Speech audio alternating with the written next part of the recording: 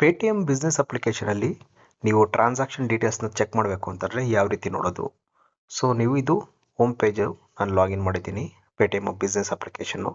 ಇಲ್ಲಿ view fast payments ಅಂತ ಇದೆ ನೋಡಿ, ಇದನ್ನು ಕ್ಲಿಕ್ ಮಾಡಬೇಕು. ಸೊ ಇಲ್ಲಿ ಕ್ಲಿಕ್ ಮಾಡಿದ್ರೆ ನೋಡಿ ಸ್ವಲ್ಪ ಸ್ಕ್ರೋಲ್ ಮಾಡಿದ್ರೆ ಆಲ್ ಪೇಮೆಂಟ್ಸ್, ಪ್ರತಿಯೊಂದು ಪೇಮೆಂಟ್ಸ್ ಸಹ ಇಲ್ಲಿ ನಮಗೆ ಸಿಗುತ್ತೆ.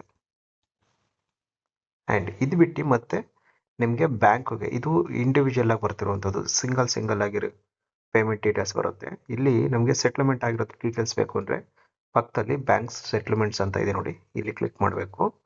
ಸೊ ಇಲ್ಲಿ ಕ್ಲಿಕ್ ಮಾಡಿದ್ರೆ ನೋಡಿ ಆ ದಿನದ್ದು ಟೋಟಲ್ ಅಮೌಂಟು ಯಾವ ಟೈಮಿಂಗ್ಸಲ್ಲಿ ಕ್ರೆಡಿಟ್ ಆಗಿದೆ, ಸೆಟ್ಲ್ಮೆಂಟ್ ನಾವು ಯಾವ ಮಾಡಿದ್ರು ಸಹ ಅದು ನಮಗಿಲ್ಲಿ ಅಪ್ಡೇಟ್ ಆಗಿರುತ್ತೆ.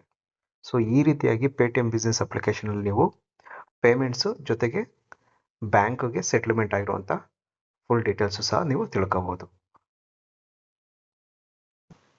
ಮತ್ತು ಇನ್ನು ಇನ್ ಡೀಟೇಲ್ಸ್ ಏನಾದ್ರು ರಿಪೋರ್ಟ್ ಬೇಕು ಅಂದರೆ ಸೊ ಅದಕ್ಕೊಂದು ಆಪ್ಷನ್ ಇದೆ. ಸೊ ನೋಡಿ ಈಗ ತಿಳ್ಕೊಳ್ಳಿ ಪ್ರಾಪರಾಗಿ. ಇಲ್ಲಿ ಲೆಫ್ಟ್ ಸೈಡಲ್ಲಿ ಕ್ಲಿಕ್ ಮಾಡಬೇಕು. ಕ್ಲಿಕ್ ಮಾಡಿ ಬಿಸ್ನೆಸ್ ಡೀಟೇಲ್ಸ್ ಅಂತ ಇದೆ ನೋಡಿ, ಇಲ್ಲಿ ಕ್ಲಿಕ್ ಮಾಡಬೇಕು. ನೆಕ್ಸ್ಟ್ ಇಲ್ಲಿ ಪೇಮೆಂಟ್ಸ್ ಆ್ಯಂಡ್ GST ರಿಪೋರ್ಟ್ಸ್ ಅಂತ ಇದೆ ನೋಡಿ, ಇಲ್ಲಿ ಕ್ಲಿಕ್ ಮಾಡಿ. ಸೊ ಇಲ್ಲಿ ಪೇಮೆಂಟ್ ಹಿಸ್ಟ್ರಿ ಆ್ಯಂಡ್ ರಿಪೋರ್ಟ್ಸ್ ಇಲ್ಲಿ ಕ್ಲಿಕ್ ಮಾಡಬೇಕು. ನಂತರ ಇಲ್ಲಿ ಜನರೇಟ್ ರಿಪೋರ್ಟ್ಸ್.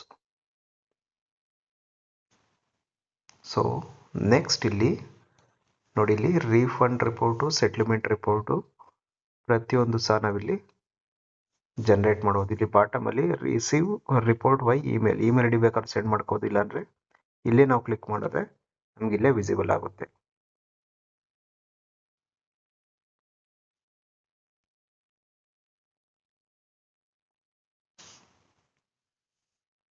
ಸೊ ನೀವು ಇಲ್ಲಿ ನೋಡ್ಬೋದು, ಒಂದು ಸ್ಟೆಪ್ ಹಿಂದೆ ಬಂದರೆ ಪೇಮೆಂಟ್ ರಿಪೋರ್ಟ್ಸು ಇಲ್ಲಿ ಬಂದಿದೆ.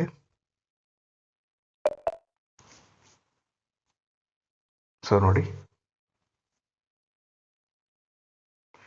UPI ID ಯಾವ ಟ್ರಾನ್ಸಾಕ್ಷನ್ ಪ್ರತಿಯೊಂದು ಡೀಟೇಲ್ಸ್ ನಮಗಿಲ್ಲಿ ಸಿಗುತ್ತೆ. ಸೊ ಈ ರೀತಿಯಾಗಿ ನೀವು 3 ಸ್ಟೆಪ್ಪಲ್ಲಿ ಸಹ ಪೇಟಿಎಂ ಪೇಮೆಂಟ್ಸ್ ಅಪ್ಲಿಕೇಶನಲ್ಲಿ, ಪೇಟಿಎಂ ಬಿಸ್ನೆಸ್ ಅಪ್ಲಿಕೇಶನಲ್ಲಿ ಸ್ಟೇಟ್ಮೆಂಟ್ನ ಚೆಕ್ ಮಾಡ್ಬೋದು. ಸೊ ನಿಮ್ಗೆ ಇನ್ನೂ ಏನಾದರೂ ಡೌಟ್ ಇತ್ತು ಅಂದರೆ ದಯವಿಟ್ಟು ಕಮೆಂಟ್ ಮಾಡಿ, ನಾನು ಆದಷ್ಟು ರಿಪ್ಲೈ ಮಾಡ್ತೀನಿ.